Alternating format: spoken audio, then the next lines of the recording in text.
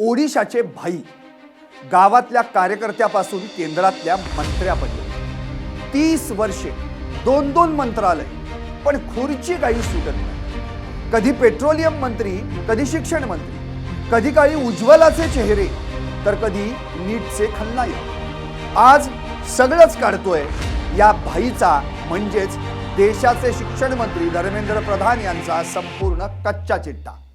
नमस्कार, मी संदीप आणि तुम्ही पाहता एलएस मराठी। हे धर्मेंद्र प्रधान ओडिशाचे भाई कसे झाले सांगतो। नाव अर्थातच धर्मेंद्र प्रधान, ओडिशातील तालचेर गावचे। वडील देवेंद्र प्रधान, 2 वेळा केंद्रीय मंत्री, म्हणजे राजकारण यांच्या रक्तातच। एबीव्हीपी म्हणजे अखिल भारतीय विद्यार्थी परिषदेपासून सुरुवात। ओडिशात फिरत फिरत ओडिशाचे भाई झाले। आता तुम्ही म्हणाल कसं?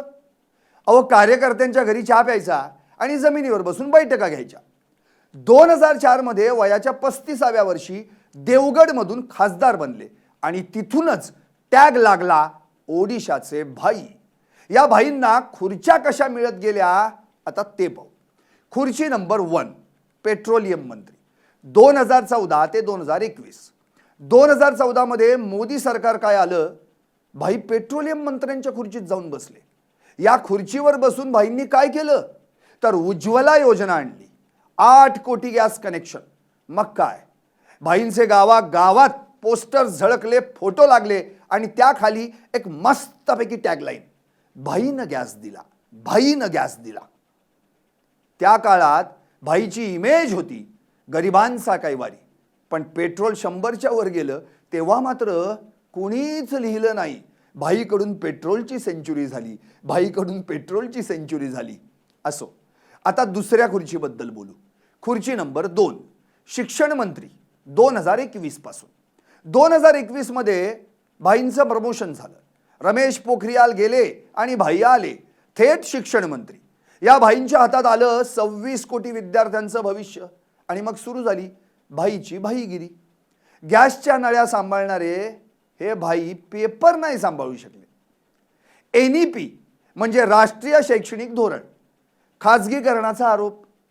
क्यूट CUET म्हणजे सामान्य विद्यापीठ प्रवेश परीक्षा, सर्व्हर डाऊनचा गोंधळ। आणि मग आली नीटची पेपरफुटी, परीक्षा रद्द, CBI तपास, रीनीट आणि त्यातही गुणांचा घोटाळा। झालं विद्यार्थ्यांचं वाटोळं। गॅसच्या नळ्या सांभाळणारे भाई आता विद्यार्थ्यांचे पेपर सांभाळू शकले नाहीत, म्हणजे खुर्ची बदलली आणि जबाबदारी झटकली। असो, काल परवापर्यंत ओडिशाचे भाई असलेले धर्मेंद्र प्रधान आज चक्क ओडिशाचे चाणक्य बनले। ओडिशाचे चाणक्य हा टॅग त्यांना मिळाला तरी कसा? ऐका, ओडिशाचे भाई ते ओडिशाचे चाणक्य। 2024 ची गोष्ट।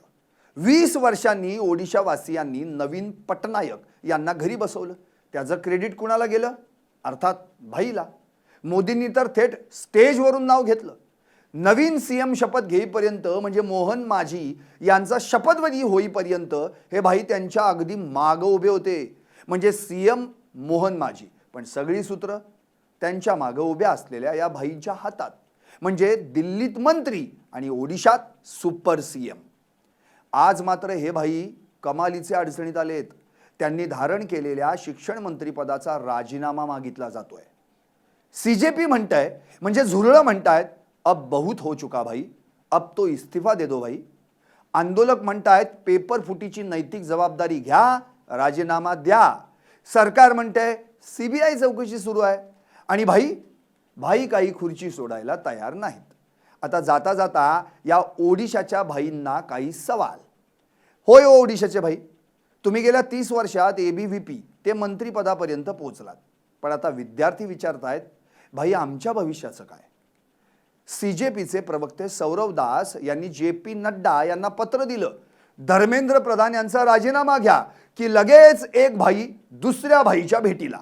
अरे रे, माफ करा, ते तर चाणक्य, पण त्यामुळं एक चाणक्य दुसऱ्या चाणक्यांच्या भेटीला।